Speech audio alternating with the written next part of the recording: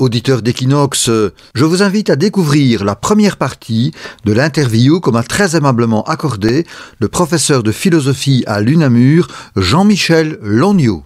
Jean-Michel Longniot, bien le bonjour. Eh bien bonjour. Et bonne année. Ah oui, bonne année à vous aussi.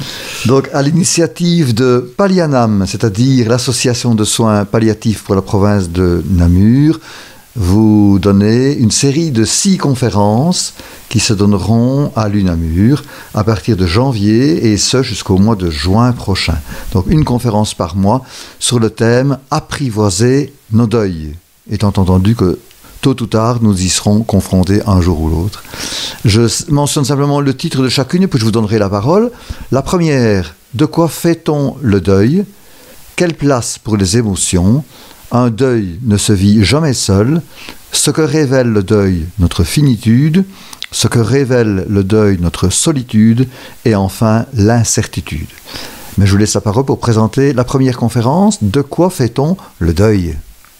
Ben oui, donc là, l'idée générale, c'est la suivante. D'abord, préciser ceci. C'est que quand on parle de deuil ici, souvent dans notre imaginaire ou dans notre culture, on l'associe à la mort, à la perte d'un être cher. Oui. Évidemment, on est en deuil quand on a perdu quelqu'un. Et évidemment, donc, les conférences ici vont élargir la réflexion. Dans le fond, on est en deuil, c'est vrai, lorsqu'on perd un être cher, mais on vit un deuil aussi avec les mêmes manifestations dans toute une série d'autres circonstances où il y a chaque fois manifestement la perte d'un objet. Et la caractéristique importante, c'est tout simplement c'est la suivante, c'est de constater que cette perte est toujours irréversible. Donc quand on perd quelque chose et puis qu'on peut reprendre la vie comme avant, on n'est pas dans un deuil. Donc on est dans une crise où on a passé un mauvais moment et puis ben voilà, on reprend sa vie.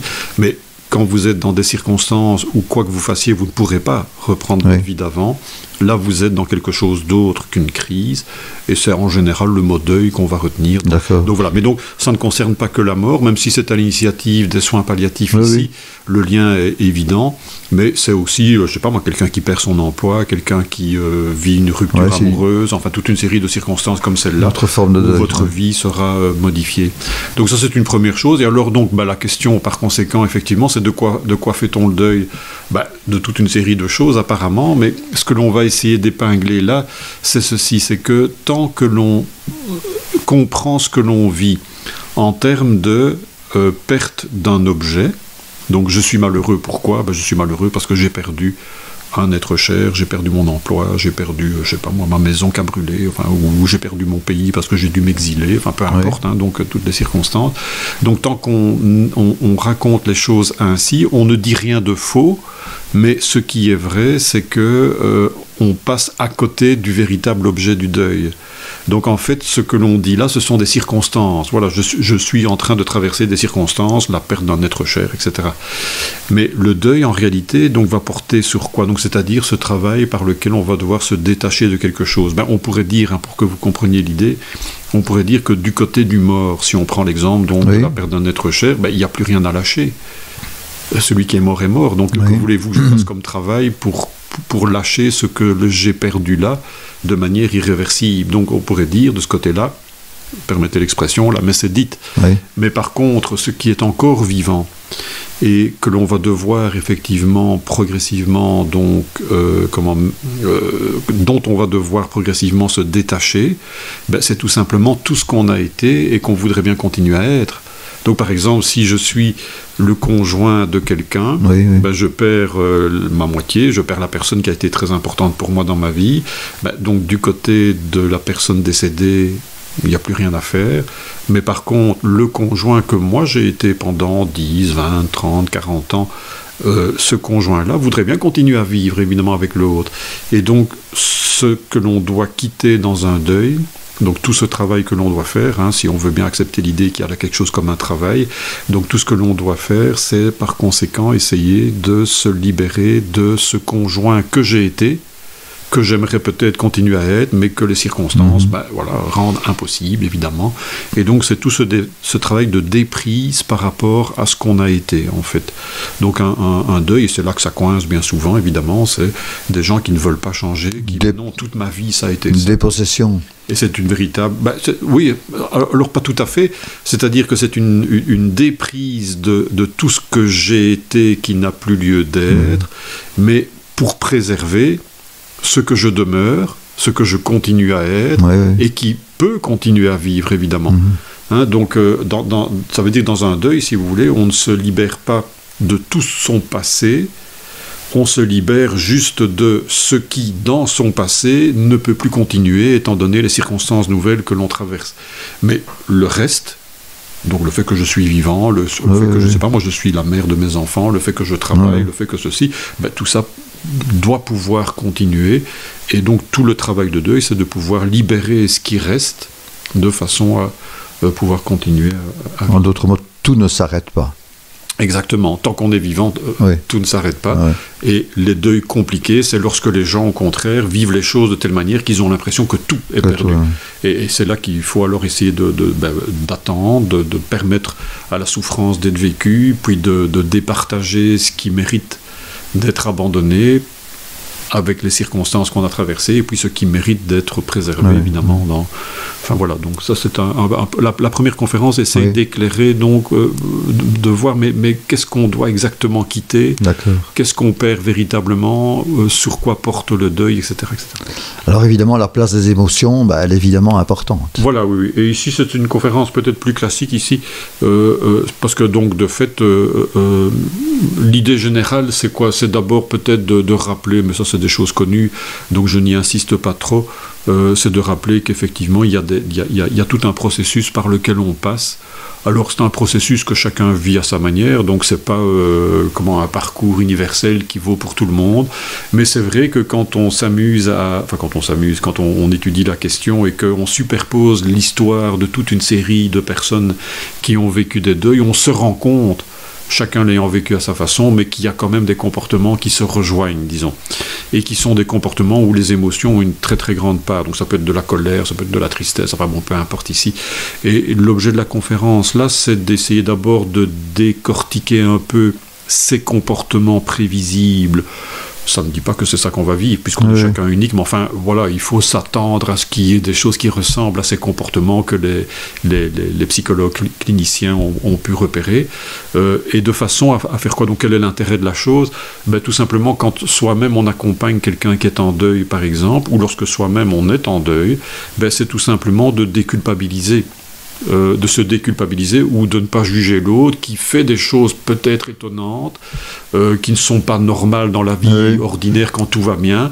Je sais pas, moi ça peut être de la colère par exemple, on aurait tendance à dire allez calme-toi, mais voilà, quand on est dans ces moments de deuil, c'est quelque chose qui peut être vécu, et quand on dit que ça peut être vécu, ça veut dire quoi?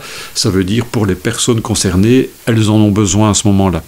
Et donc plutôt que de juger en disant allez ne te laisse pas abattre, allez calme-toi ou je sais pas quoi, c'est de le leur permettre, s'autoriser sans culpabilité, etc., sans exagérer non plus, mais enfin voilà, de se dire aujourd'hui j'ai envie de casser la baraque, je casse la baraque quoi, si vous voulez, tant que c'est que la baraque ça va, donc c'est de s'autoriser à être malheureux, si vous voulez, pour le dire un peu simplement et un peu rapidement, de telle manière que c'est ça qui est intéressant, me semble-t-il, de telle manière qu'on comprenne aussi que donc c'est un chemin par lequel on passe.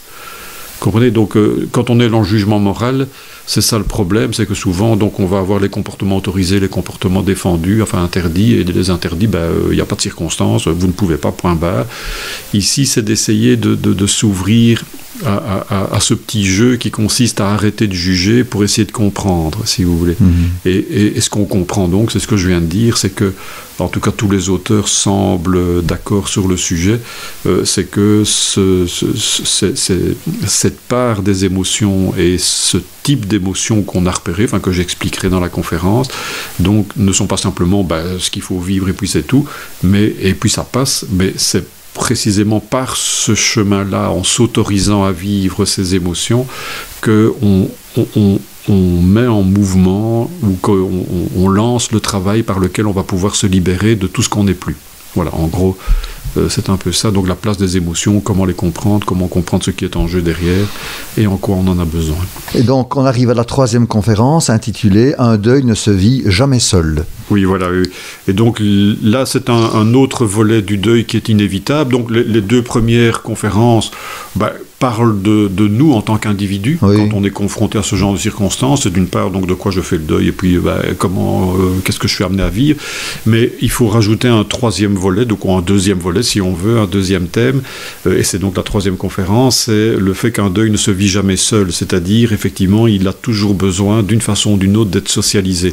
Alors, on peut le comprendre de façon assez simple, mais ça a plein d'implications, parce que toute la question, c'est de savoir comment on fait aujourd'hui dans notre culture pour socialiser le deuil.